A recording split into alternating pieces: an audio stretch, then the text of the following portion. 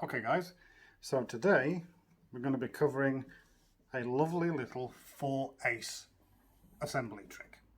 Okay, I believe this was the invention of a man named SCARNE. His book is still available wherever you normally buy your magic stuff from. But the trick looks like this. You have 4 aces and the deck in a really random position. It does, as long as you have the 4 aces out, they can shuffle the deck however they like. Just make sure that you're not cheating or what have you. And you place the aces anywhere, or they can place the aces anywhere in the deck. It's better if they do it, come to think of it. So get the spectator to place the aces literally anywhere in the deck that they choose. Okay? And you can spread them out so that they can see that they really are in 4 separate places. Okay? From this position, you push the aces in at a slight angle, like so. Okay? That's the sort of angle that you push the aces in, remembering that these fingers will cover the protruding corner. Let's try and do it slowly for you. And push the aces in. And when I get to that point, your finger and then your pinky comes out and protrudes them out of the bottom. Remembering that their angle of looking at the deck will be like so. So they actually can't see what's going on. So let's do that again. Your aces are in position, like that. You push the aces in and protrude them at the bottom like so. Remembering that from the front it looks perfectly normal. Watch your angles, because slightly that way you'll flash, slightly that way you'll flash. Okay, so watch your performance angles when you're doing this, okay? So once you're in that position, your pointer finger comes over and grabs the section below the bottom card, okay? You'll find that because of the position of the aces in the deck, you have an almost, I don't know if you can see that, you have an almost automatic separation of the deck. You can see that little break there caused by that card, okay? So you almost have an automatically separated deck into 4 pieces, okay? So your pointer finger comes over and grabs the bottom portion of cards just below the bottom card, the bottom ace, okay? And pushes it downwards so that it's now in that position, okay? And then it's simply a case of doing a really, really bold thing, because that's your position at the moment, okay? You have 1, 2, 3, 4 aces in the position that you put them, and a section of cards at the bottom. Now all you're going to do is do a really bold strip out move and place them on the top of the deck, controlling the 4 aces onto the top of the deck like so. That's all you're doing, okay?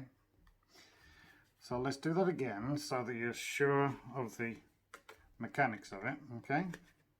So you place the 4 aces, the spectator does, however you want to do the trick. The spectator, or you, places the 4 aces into the deck, shows them, okay? Push them in with a little angle jog move. Get the bottom packet, push that down, and in the same action, strip them out and place them on the top. And then you have controlled your 4 aces to the top of the deck, okay? Now from this point, you're so far ahead. You can put these aces into the spectator's hands however you like, okay?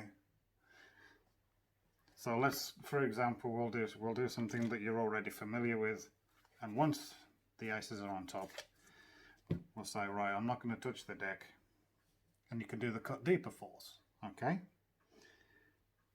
So the cut deeper force, first card face down that they come to is, of course, an ace.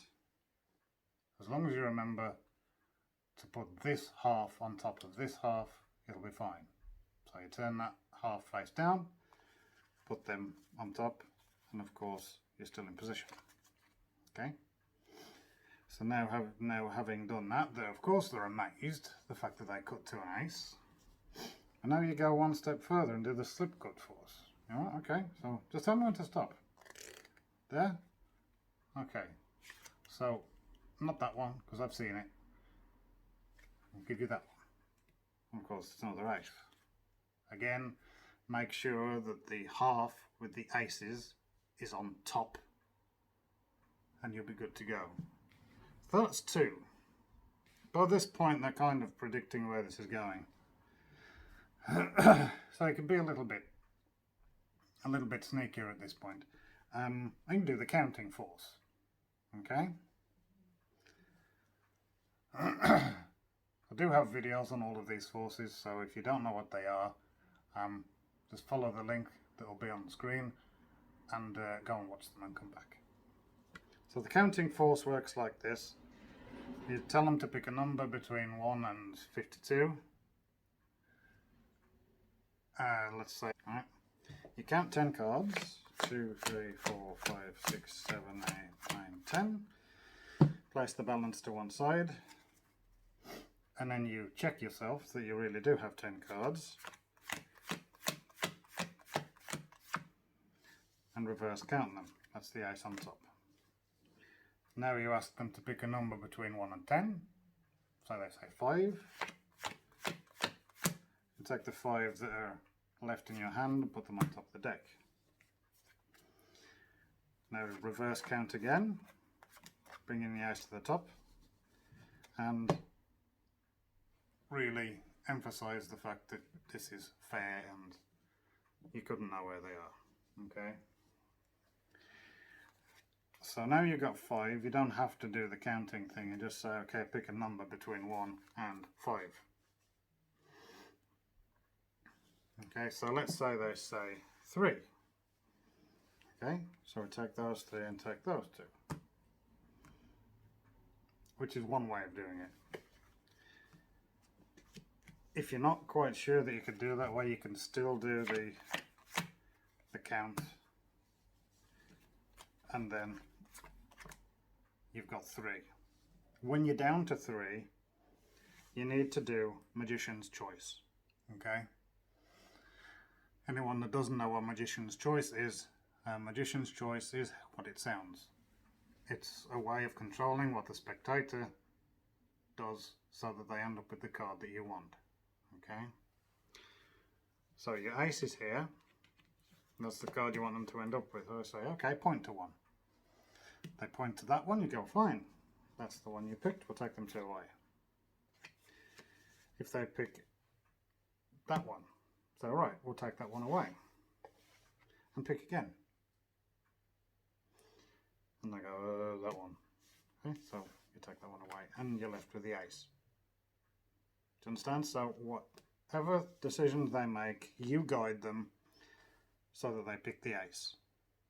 Okay? So let's say you've got a difficult spectator and they go, that one. Okay, and take that one away. And just pick another one. No, that one. No, I want that one. Yeah, that one. Are you sure? That one.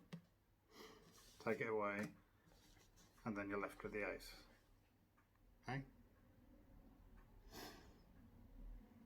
Very, very, very. So for the last phase of this, you need to do something a little bit different. Yeah? This time we're going to use the double lift. Okay? double turnover, whatever you want to call it, it's a double, okay? So you can once again false shuffle the deck.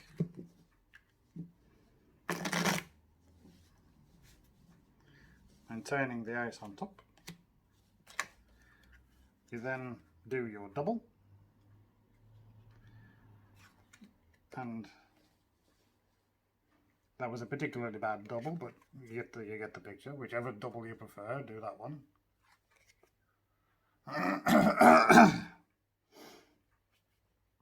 Make sure it doesn't split. Okay, 7 of clubs. So I turn the 7 over end for end. Give them the 7.